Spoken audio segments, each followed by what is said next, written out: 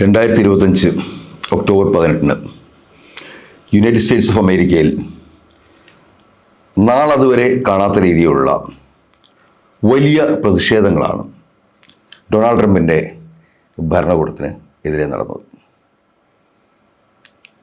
ഏതാണ്ട് 2500ഓളം കേന്ദ്രങ്ങളിൽ, നഗരങ്ങളിലും ചെറുപട്ടണങ്ങളിലും എല്ലാം തന്നെ ലക്ഷക്കണക്കിന് ആളുകൾ, ഏതാണ്ട് 6 ലക്ഷത്തോളം ജനങ്ങൾ ട്രംപിൻ്റെ ഏകാധിപത്യ ഭരണത്തിനെതിരെ രംഗത്തിറങ്ങി.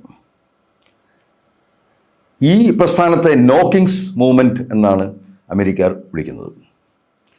ഇതിന് തുടക്കം ഈ ഒക്ടോബർ 18-നല്ല, ഈ വർഷം തന്നെ ഫെബ്രുവരി 17-ന്, അതുപോലെ തന്നെ ഏപ്രിൽ 19-ന്, ജൂൺ 14-ന് എല്ലാം തന്നെ നേരത്തെ ഇത്തരത്തിലുള്ള പ്രകടനങ്ങൾ നടന്നിരുന്നു.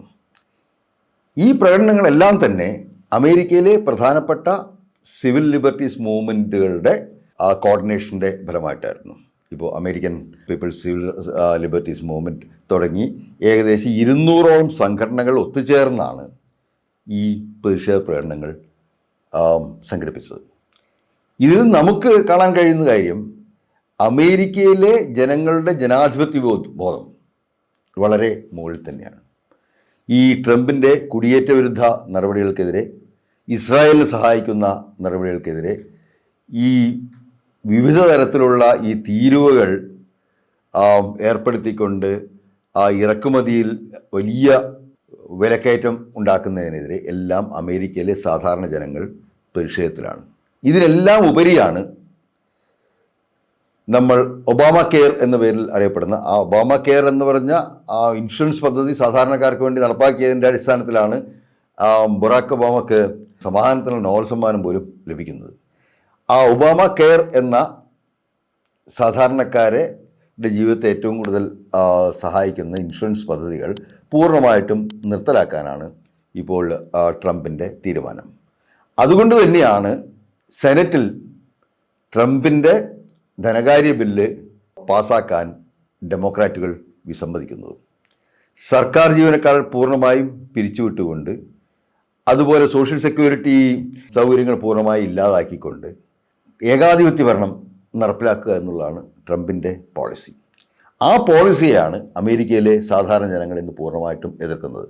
നമുക്കറിയാം, ട്രംപ് അധികാരത്തിൽ വന്നത് തന്നെ യഥാർത്ഥത്തിൽ ഇലക്ഷൻ സമയത്ത് ഡെമോക്രാറ്റുകൾക്ക് സംബന്ധിച്ച ഒരു അബദ്ധത്തിലൂടെയാണ്. ജോ ബൈഡൻ എന്ന ഓർമ്മ ക്ഷയിച്ചുകൊണ്ടിരിക്കുന്ന, ആരോഗ്യം ക്ഷയിച്ചുകൊണ്ടിരിക്കുന്ന ഒരു സ്ഥാനാർത്ഥിയെ ഡെമോക്രാറ്റുകൾ നിർത്തിയപ്പോൾ തന്നെ അവരുടെ പരാജയം ഏതാണ്ട് ഉറപ്പായിരുന്നു. പകുതിയിൽ വെച്ച് വീണ്ടും അവർ ബൈഡനെ മാറ്റുകയും കമലാ ഹാരിസിനെ സ്ഥാനാർത്ഥിയാക്കുകയും ചെയ്തു. അപ്പോൾ ആവശ്യമായൊരു പ്രചരണത്തിനോ ഒന്നും തന്നെ കമലാ ഹാരിസിന് സമയം കിട്ടിയുമില്ല. ഇതിനിടയിലാണ് അനേകം വിചാരണകൾ നേരിടുന്ന ട്രംപ് വീണ്ടും അധികാരത്തിലേക്ക് വരുന്നത്. അതൊരു പ്രത്യേക രാഷ്ട്രീയ സാഹചര്യമായിരുന്നു. അധികാരത്തിൽ വന്നു കഴിഞ്ഞതിന് ശേഷം ട്രംപ് കാണിക്കുന്ന ഈ പലതരം രാജാവിനെ വെല്ലുന്ന രീതിയിലുള്ള നിയമനിർമ്മാണങ്ങളും മറ്റും അമേരിക്കൻ ജനത ഒരു തരത്തിലും സ്വീകരിച്ചിട്ടില്ല എന്നുള്ളതാണ് നമുക്ക് ഈ നോക്കിംഗ് സമരങ്ങളിൽ നിന്ന് വ്യക്തമാകുന്നത്. ഇനി അടുത്ത മൂവ്മെൻ്റ് എന്താണ്? ഈ അമേരിക്കയിലെ പ്രതിഷേധിക്കുന്ന ഈ ഭൂരിപക്ഷ ജനതയുടെ അടുത്ത മൂവ്മെൻ്റ് എന്താണെന്നുള്ളതാണ് ലോകം ഉറ്റുനോക്കുന്നത്. ഈ വിഷയത്തിൽ ഇന്ത്യയെ സംബന്ധിച്ചിടത്തോളം മറ്റൊരു പ്രധാന പ്രശ്നവും കൂടിയുണ്ട്. ഇന്ത്യയിൽ നിന്നുള്ള ഇറക്കുമതി തീരുവ 100% വരെ വർദ്ധിപ്പിക്കും എന്നാണ് ട്രംപ് പ്രഖ്യാപിച്ചിരിക്കുന്നത്.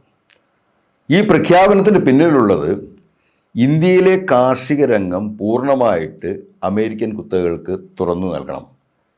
രണ്ടാമതായിട്ട്, റഷ്യയിൽ നിന്ന് കുറഞ്ഞ വിലയിൽ കിട്ടുന്ന എണ്ണ ഇന്ത്യ വാങ്ങരുത്, പകരം അമേരിക്കയിൽ നിന്നുള്ള വില കൂടിയ എണ്ണ വാങ്ങണം. ഈ 2 താല്പര്യങ്ങളാണ് ഇന്ത്യക്കെതിരെ ഈ നടപടികൾ കടുപ്പിക്കുന്നതിൽ ട്രംപിന് കാരണമായിരിക്കുന്നത്. പക്ഷെ അതേസമയം തന്നെ ഫലപ്രദമായി ഇതിനെ ചെറുക്കാൻ ഇന്ത്യൻ ഗവൺമെൻറ് സാധിക്കുന്നുണ്ടോ എന്നുള്ള കാര്യം വളരെ സംശയമാണ്. ട്രംപിൻ്റെ ഇത്തരം നടപടികളെ എതിർത്തുകൊണ്ട് അമേരിക്കയിലേക്കുള്ള കയറ്റുമതികൾ മാറ്റി മറ്റ് രാജ്യങ്ങളിലേക്കാക്കാനും, അതുപോലെ തന്നെ ഇന്ത്യ തനതായിട്ട് ഇന്ത്യൻ മാർക്കറ്റുകൾ കണ്ടെത്താനുമുള്ള ശ്രമങ്ങൾ നടത്തുന്നതിന് പകരം പലപ്പോഴും ഈ ട്രംപിൻ്റെ ഒരു വിളിക്ക് വേണ്ടി കാതോർക്കുന്ന രീതിയിലാണ് നമ്മുടെ പ്രതികരണം ഉണ്ടാവുന്നത്.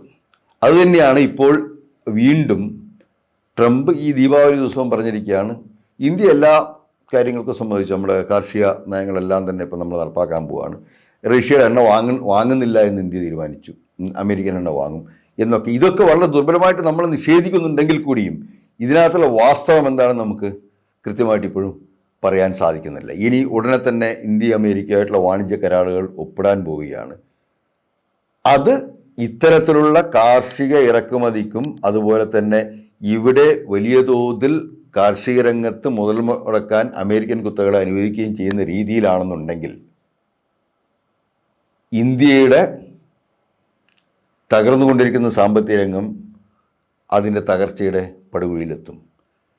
ഇന്ത്യയുടെ നട്ടെല്ലായിരിക്കുന്ന ഏകദേശം ഇന്ത്യയുടെ ജനതയിലെ ഒരു 80% വരുന്ന ഗ്രാമീണ കർഷകരുടെ ജീവിതം വലിയ അനിശ്ചിതത്വത്തിലേക്കാനാണ് ഈ തരത്തിൽ അമേരിക്കൻ കുത്തകൾ ഇന്ത്യൻ കാർഷിക രംഗത്തേക്ക് കടന്നു കയറുകയാണെങ്കിൽ സംഭവിക്കാൻ പോകുന്നത്.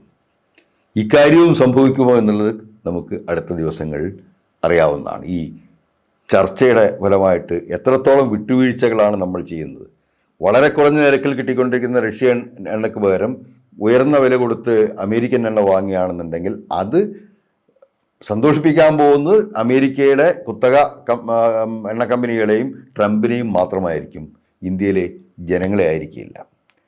അപ്പോൾ ഈ തരത്തിൽ ഈ ട്രംപിൻ്റെ ഭരണം തുടരുന്നത് ഇന്ത്യ അടക്കമുള്ള രാജ്യങ്ങൾക്കും വളരെ നിർണായകമാണ്. ഈ ട്രംപിൻ്റെ ഭരണം തുടർന്നു പോവുക എന്നുള്ളത് വീണ്ടും ഈ വിദേശ ബന്ധങ്ങളിൽ വലിയ പ്രശ്നങ്ങളുണ്ടാവുകയും ലോക സാമ്പത്തിക വ്യവസ്ഥ തന്നെ വലിയ ഒരു തകർച്ചയിലേക്ക് നീങ്ങുകയും ചെയ്യുക എന്നുള്ളതാണ് അതിൻ്റെ ഫലം. അമേരിക്കക്കകത്ത് തന്നെ ഇപ്പോൾ നമ്മൾ കണ്ടു കഴിഞ്ഞു, അമേരിക്കൻ ചരിത്രത്തിലെ ഏറ്റവും വലിയ പ്രതിഷേധമാണ് ഒരു സർക്കാരിനെതിരെ ഈ കഴിഞ്ഞ ഒക്ടോബർ 18 സംഭവിച്ചിരിക്കുന്നത്. ഇതിൽ നിന്നെല്ലാം നമ്മളും കൂടി പാഠങ്ങൾ ഉൾക്കൊള്ളേണ്ടതായിട്ടുണ്ട്.